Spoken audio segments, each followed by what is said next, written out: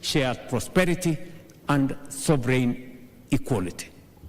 Kenya is proud to have co-hosted this important conversation here in Nairobi, and we thank all heads of state and government, business leaders, development institutions, innovators, young people, and partners who have contributed to its success.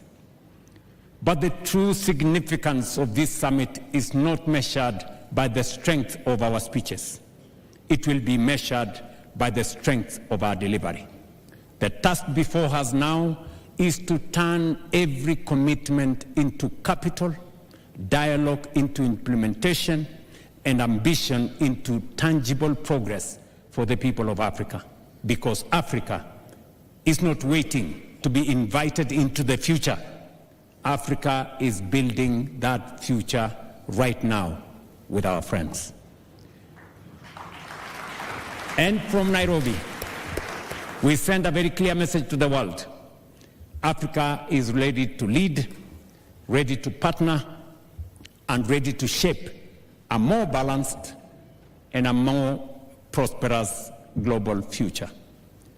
President Macron, from Nairobi, and from me, on behalf of the people of Kenya, I want to say thank you very much for all the discussions we had, the commitments we had on projects and programs ranging from nuclear energy to infrastructure development, all the way to our education facilities at the Nairobi University and all the other four universities.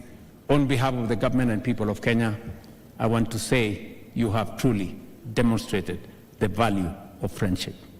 Thank you very much. From all of us, our best wishes. Allow me now to ask my brother to make his closing remarks.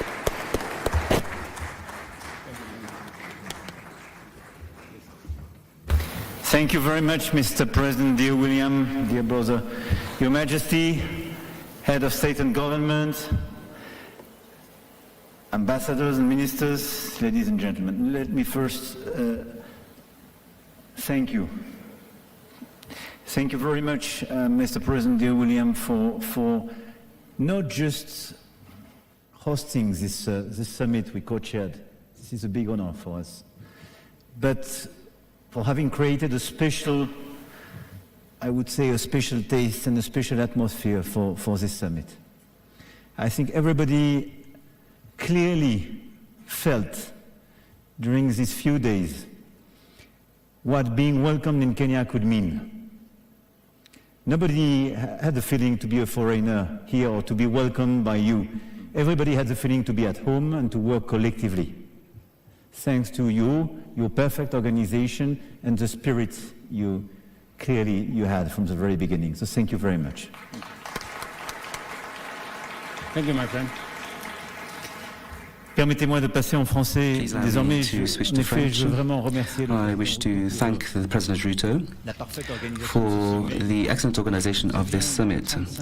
We had 35 heads of state and government, a number of ministers, delegations from regional organizations, financial institutions, more than 50 of them. And yesterday there were more than 6,000 of us, including captains of industry, business leaders, investors. So over these past few days, the Africa-France Summit has welcomed in an unprecedented fashion and has illustrated the ability to take action, something we undertook a few months ago, dear William. So thank you very much to you, thank you to your government, and I would also like to thank all of the heads of state and government and the ministers who are present here, directors of institutions and regional organizations who have joined us for this work.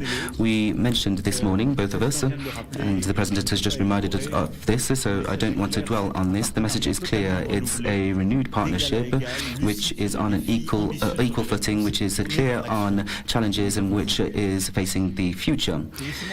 Please allow me to discuss the results, just in line with what the President has just said. First and foremost, dialogue between public and private. We began yesterday This work, discussing the youth, which presented its projects, this private sector, which presented its commitments, and this summit will enable us to arrive at the 23 billion euros of private investment from French and African investors into the African continent, and this will lead to thousands of jobs. The AFIC, the Africa-France Impact Coalition, has 40 heads of state from France and Africa and have discussed this morning in an unprecedented fashion, and this will be long-lasting and sustainable. The report of this work will be transparent, and this coalition will become a significant tool of our economic partnership. And the dialogue this morning, it was fresh and new.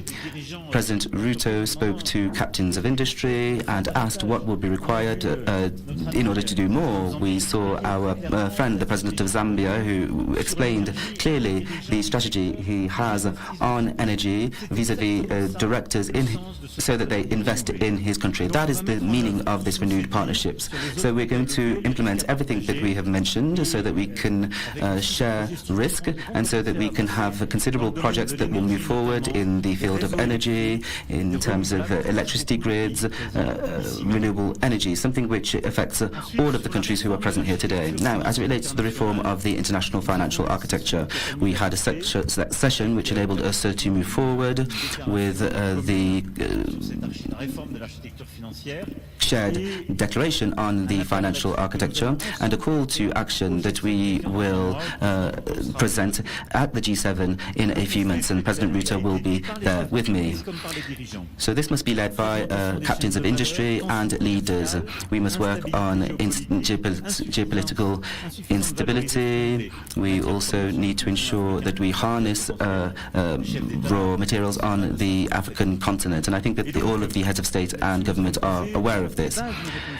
So we need to lay the foundations of a shared response. So we need to ensure that there is greater responsibility of global economies to correct global imbalances.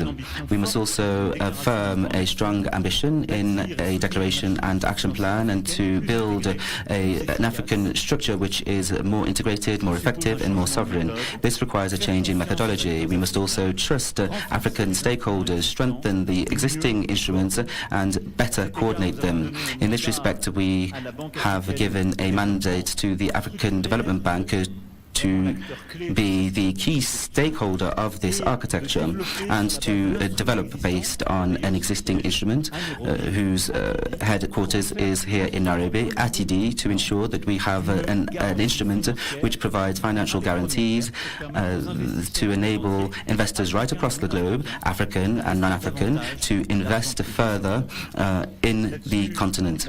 On this point, as I said, France will provide capital to ATD, and we will engage together so that within the African Development Bank, all African states who aren't around the table today will join us, and then together we will discuss this with the great economies of the world during G7 to bring about guarantees. As it relates to peace and security, we have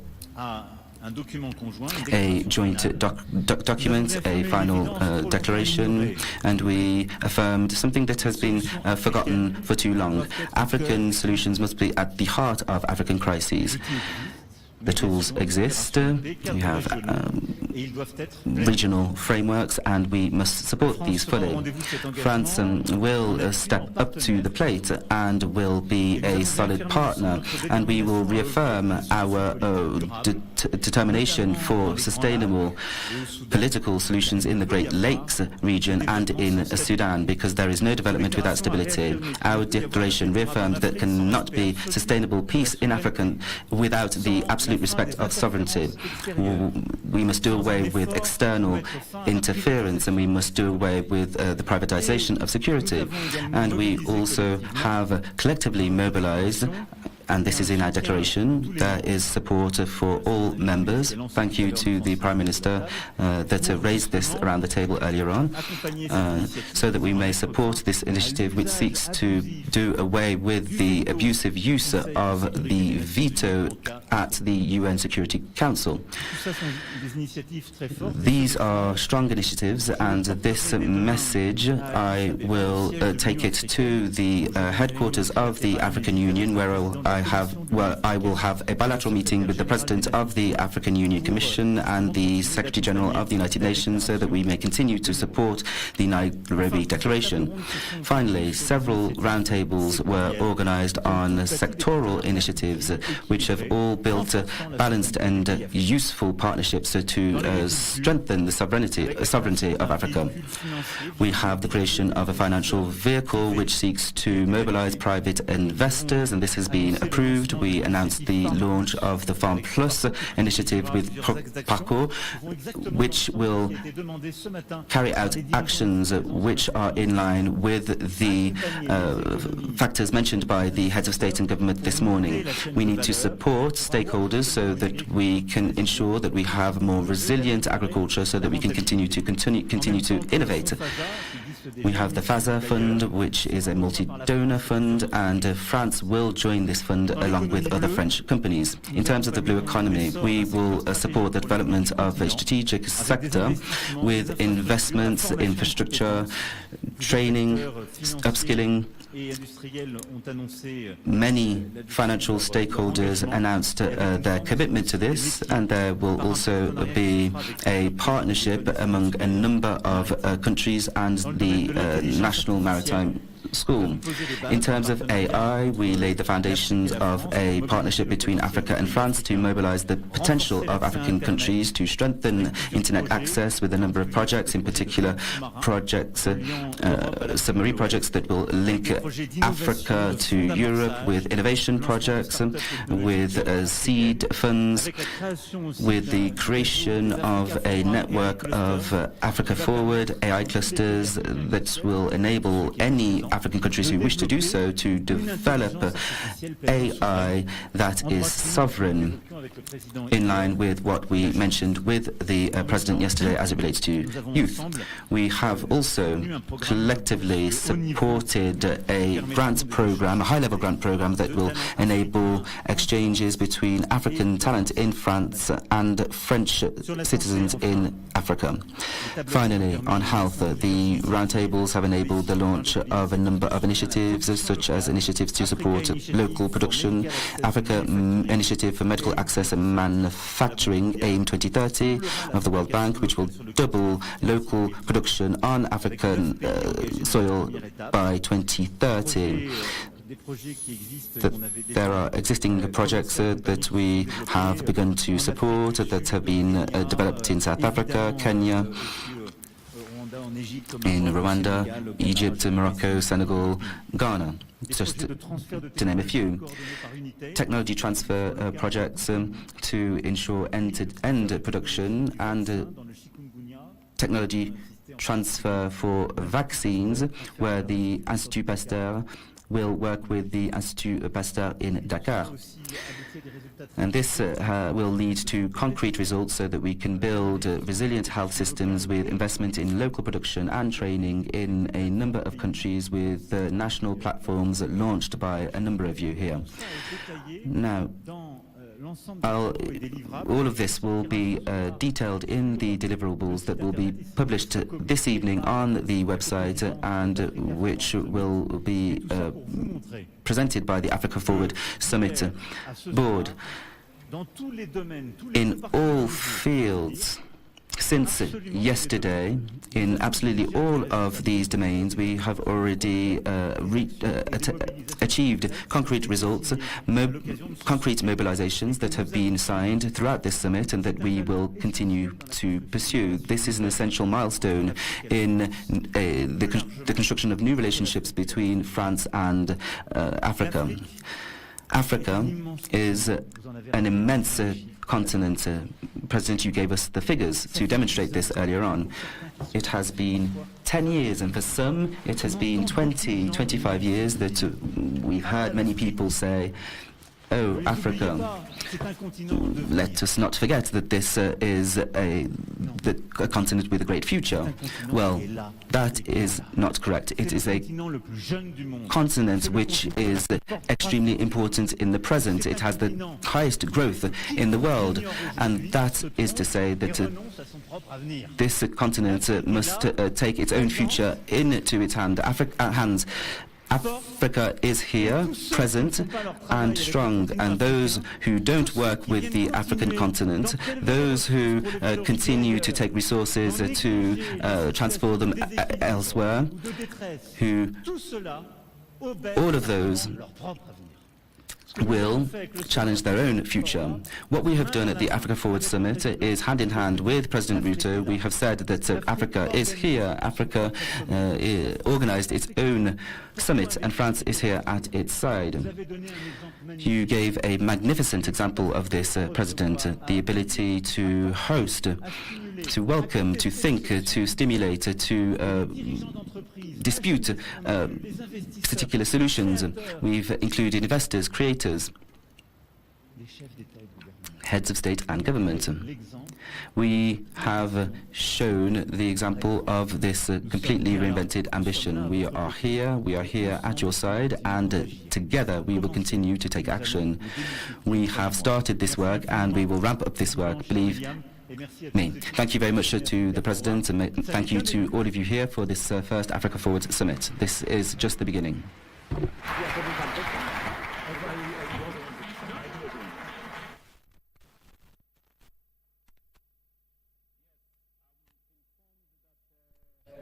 There is an examination to be done. But some people want to ask us some questions, and we have to answer to see whether we can pass.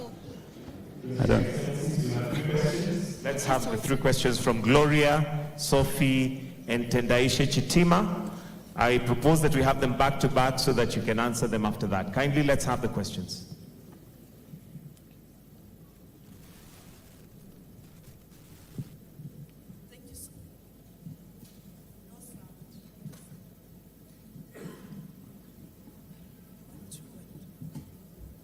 Get her a mic that works, or she can come nearer here or somewhere.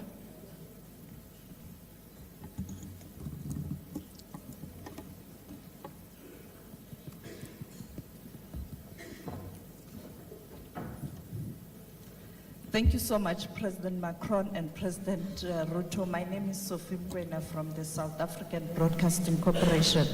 My question is that there's a perception out there, particularly from the Africans on the continent, that the continent was shortchanged during colonialism, and we are likely going to do the same, see the same.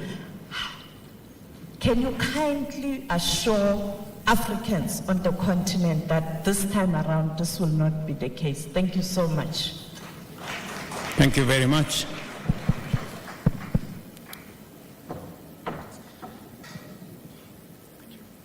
Bonsoir, messieurs les présidents. Anthony Lebosse pour la chaîne française BFM TV. Une question d'abord à tous les deux. Good evening to both presidents. You have signed some major agreements. You've got the G7 upcoming, and Mr. Ruto, you will be representing Africa there. Question: what progress, tangible progress, has been made? What do you expect to get at the G7 with the others present? And the second question for President Macron, and concerning the hantavirus risk, could you please tell us, is France ready to face another epidemic if this indeed comes? And we know that that there are lots of questions being asked about France's health protocols. Thank you. Thank you, Your Excellencies. I'm Gloria Musimbi on your far right. So my question is, Your Excellency, President Ruto, as you prepare for the G7 summit and as a representation of Africa, what are the 3 key priorities emerging from this declaration that you intend to table before the global leaders? Thank you. Good evening, President Ruto and President Macron. My name is Tendaisha Chitima, and I'm from Zimbabwe. I'm from the creative sector. As we conclude the Africa Forward Summit, I would like to know what you think is the most important issue right now for humanity. What do you believe is our greatest responsibility? Thank you. Thank you very much. Let me begin with a question from Sophie. Sophie, I think, from SABC. And yes, this continent was a victim of brutal colonialism, all the way to slave trade, exploitation, and everything in between. The African Union led in the charge for independence. We now have 54 independent states. You have asked us what assurance we can get that this will not be repeated again. I can tell you without fear of any contradiction that we do not need any assurance from anybody. We will do it ourselves. We will not allow ourselves again, as leaders from this continent, we will take charge of our own destiny. And that is why a conference like this is taking place in Nairobi, because we are recalibrating our relationship with our partners.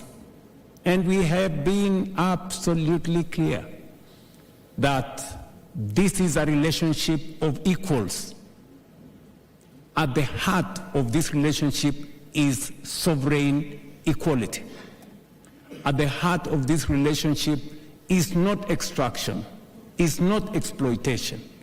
It is investment for mutual benefit. And we are not entitled. We are not asking, to be favored. No. We are asking that we know we have responsibilities. We also know that others have responsibilities. And the reason why we had a candid conversation this afternoon, even amongst ourselves as Africans, there are things we can do for ourselves. The challenge is when you go and seek for help for things you can do for yourself. We cannot continue that way. And we are saying we are up to the task. Let me give you an example. We had a candid conversation this afternoon that while we go and look for financing our projects using other people's money, we have money in Africa. We have $4 trillion of savings in our pension funds, in our insurance companies, in our reinsurance companies, and yet we are not using that money to fund our own development.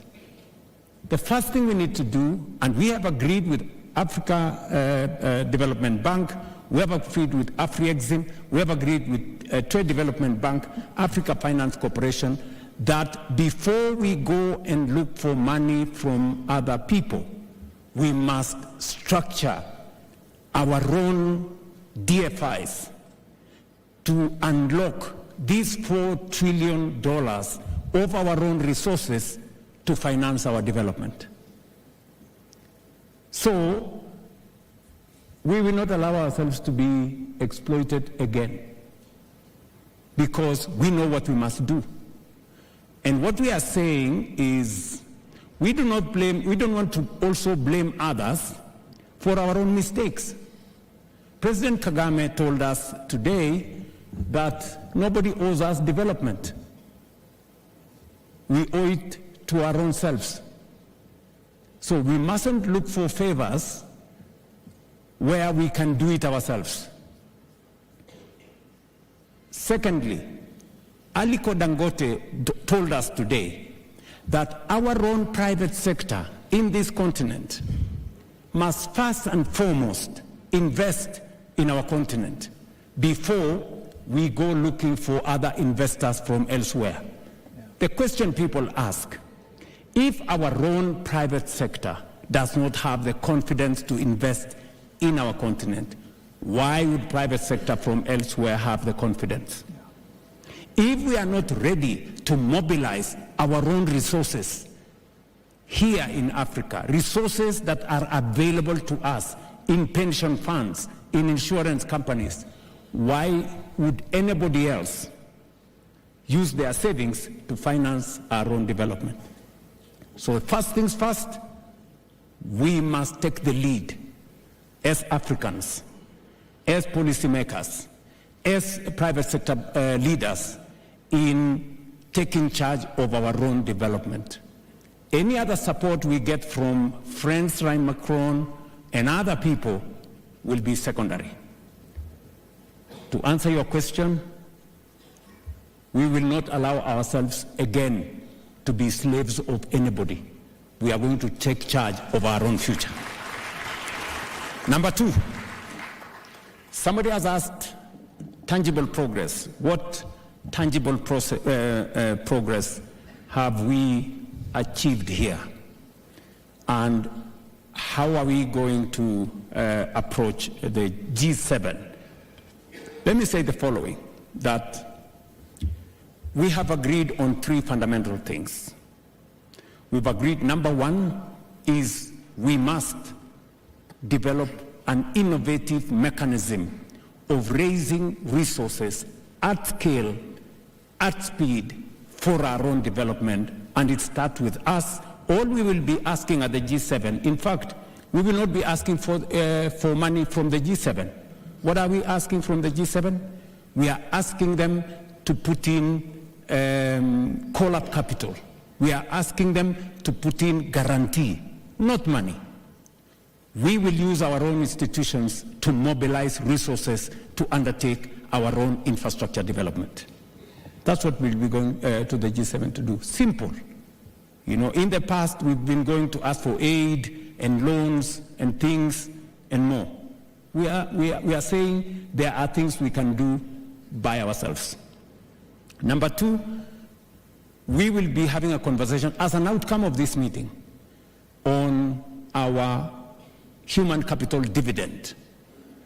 Our young people, the people of this continent, are the greatest asset that we have. They will form the workforce of the future, they will form the market of the future, and they will drive innovation, creativity, artificial intelligence, and technology. So we have one of the biggest assets. What we have agreed is, how do we make that, how do we build the capacity for that asset? Through education, through training, making sure they have access to the internet, making sure that they have access to technology. The rest, the young people of this continent can do it for us and for the globe. And finally, we have agreed on energy transition. That energy transition is not just going to be about energy. It's going to be both transition in development and transition in transformation itself.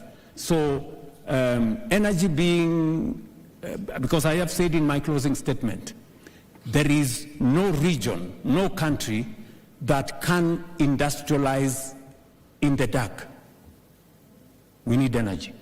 So these are the three most important things that I see as a take-home from this conference, and I'm very, very proud of the outcome of this conference, and I want to thank my brother Macron for being here with us, using his network to work with us.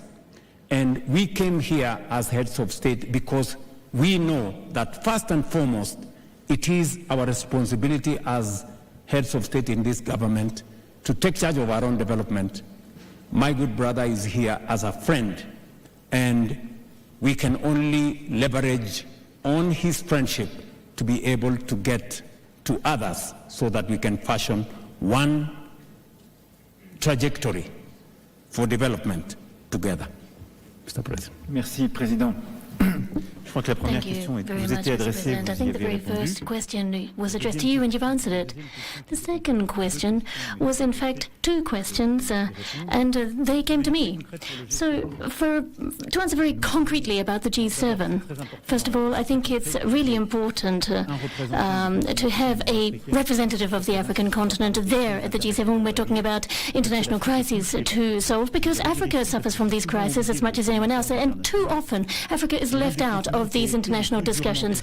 Africa has been the most severely struck by the consequence of the war of aggression by Russia against Ukraine because of the cereal and fertilizer imports that have been affected. This caused enormous problems, as well as we saw this with the 2022 farm project, and now we're looking into other modalities. And what we see happening with the Strait of Hormuz right now, we see again the primary victims are here in Africa. We heard this from the captains of industry today. We heard it from other stakeholders. The price at the pump and the increase in the price of the barrel have major impacts. And in the terms of the food supply chain, it is, remember, a third of the ships arriving with imports to Africa come through the Strait of Hormuz. And so once again, this is a moral and political failing not to have that representation of the African continent in the G7. And so when we talk about those major global crises, we're going to have to talk about consequences on the African continent. So that's the first issue. Now, the second one about the issue of financial architecture and the need for guarantees, which is what I would call a native issue to the G7. And I discussed this with President Ruto. We want to give a clear message, and that is to calibrate the global imbalance in this regard.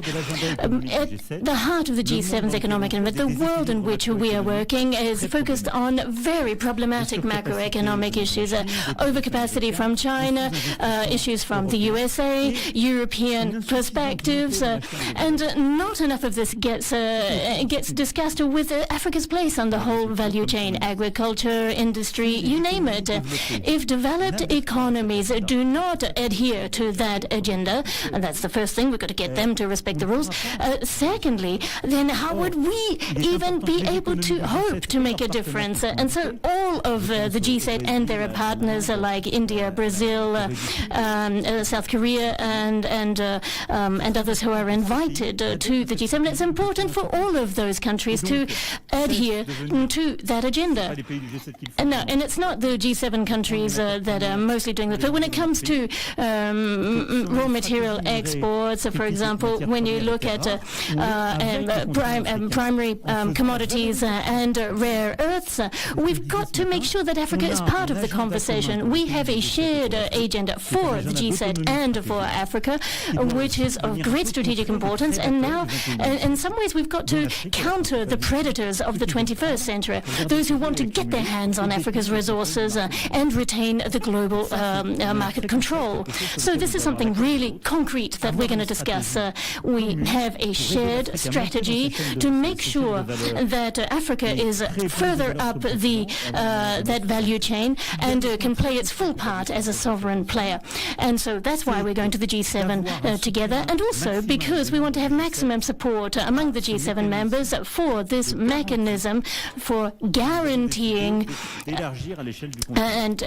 guarantees that we want to expand across the continent. There are some guarantees that already exist that would cover primary losses, and some member states based in the region are already part of that. We've got the African Development Bank, who comes off with one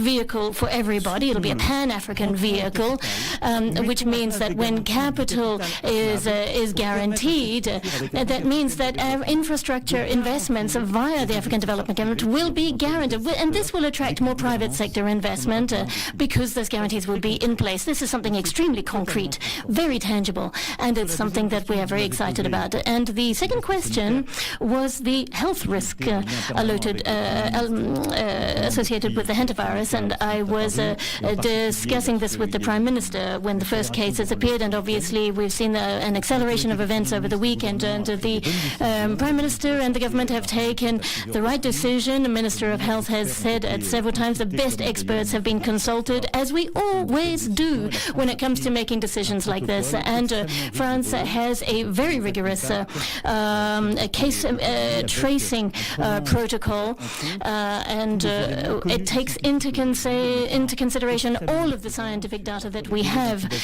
concerning the incubation period and the initial stages of infection. And building on that, the government is setting up very rigorous health protocols, and countries like Spain and other countries who have had experience in this. Remember, this is a known virus, so it's different to what we've just been through a few years ago, but we've learned a lot from COVID-19 and that epidemic, and so the government is taking the right decisions. The situation is currently under control thanks to our the work that's been done, and we thank those who've been so responsive on this. And now at the European level, I'm thinking that an EU-wide protocol might be, and then also the the World Health Organization is going to have to issue its own recommendations, but we're still working on the evolving situation. The very latest question, which, if I understood properly, was directly addressed to me and was in a certain way more political and personal. If you ask me, in my regard, what is the most important issue for humanity and my main responsibility, I would probably answer you, our children. Our children. And I think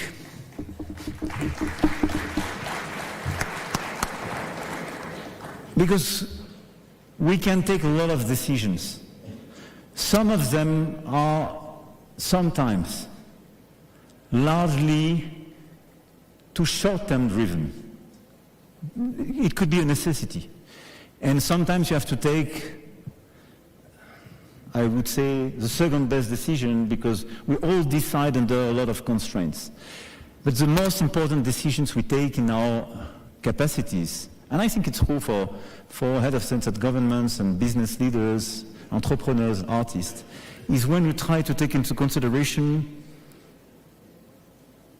the long run. And I think a lot of decisions we took today are for the long run because they are very demanding and we are transforming a lot of things. But this is not a reason not to take them. And I think the main transformation are the one you decide when you are precisely inspired by the next generation and our children. And I think this is a question of fairness as well. Because the only one not to be present in this room are our children, or the children to be born. And this is why they are the ones to inspire us. And they are the ones that we have to take into consideration in our decisions because they are not yet around the table.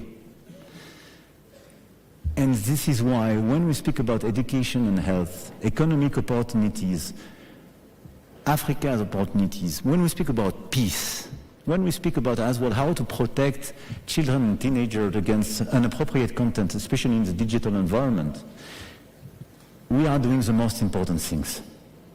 So my main responsibility is to do my best for our children.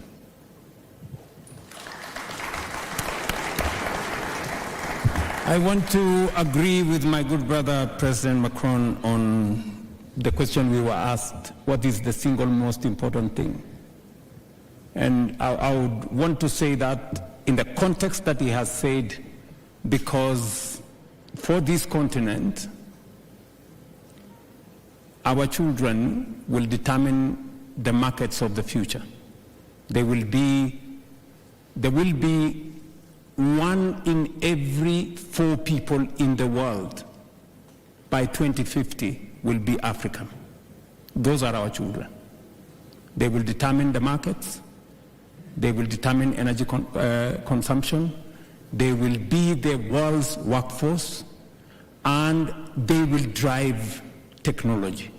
So that is the biggest asset that we have, and that is why it's education, it's health, it's training, and its empowerment is critical for our future. And finally is to say that because of exactly what President Macron has said, certainly we will have more children than them. And that is why the debate in the past was, are we facing east or are we facing west? I have kept on saying we are facing forward. But yesterday, the young people of this continent told me facing forward is facing south, because that's where the future is. Thank you. Thank you. Thank you. Thank you. Thank you. All right. So thank you. I request that we now be standing. Another warm clap to the chairs of the Africa Forward Summit. We'll be upstanding to bring this summit to a close. Your Excellencies, we'll have 3 anthems. We'll start with the French national anthem, the AU anthem, and the Kenyan anthem. Ask the presidents to come here. We do the national anthem. All right, all the presidents to kindly come for a photo op, and leaders of delegation, presidents and leaders of delegation, kindly to come for a photo op. Peter, if we can have the teleprompter posts removed, please.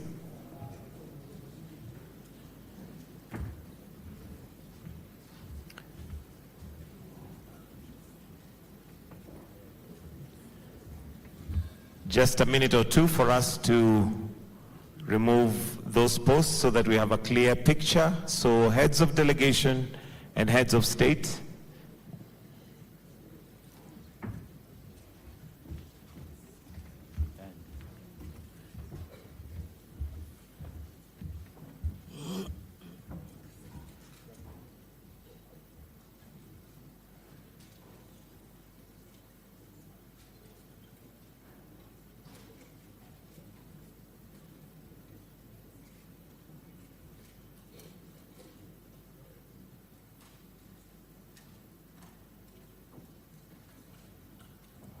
And when it needs to be removed the most, it refuses. But there you go, it's now done.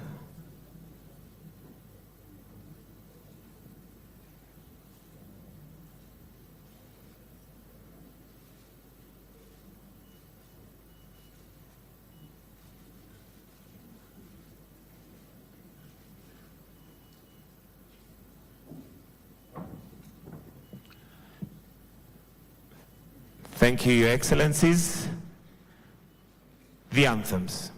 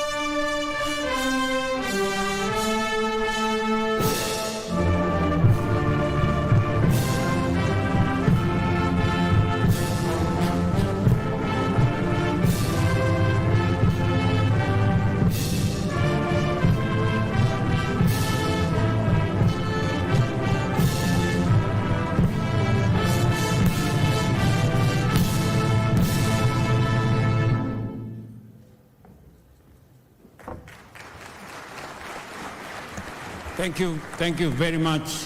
President Macron tells me the highlight of this summit is not here.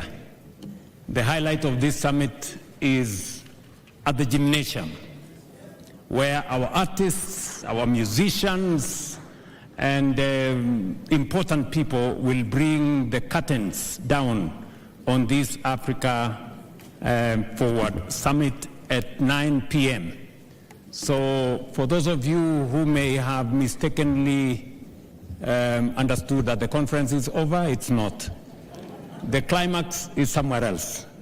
The closing ceremony is somewhere else. So welcome to Kasarani at the gymnasium. There is space for about 6,000 people, so you're most welcome. Let us allow the Excellencies to leave first before we progress. So kindly, let us maintain our standing positions as we allow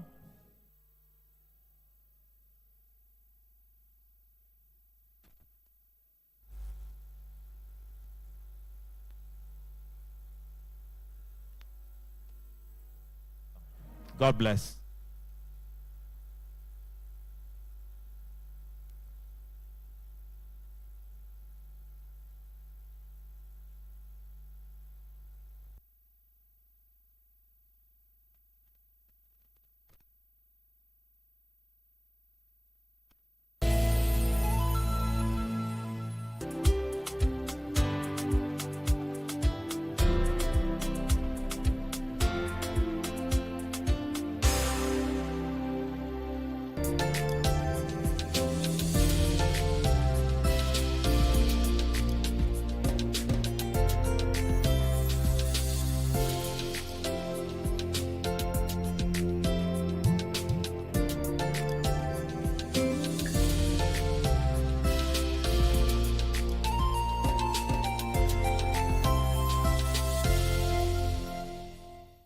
Do you know what's inside that prepackaged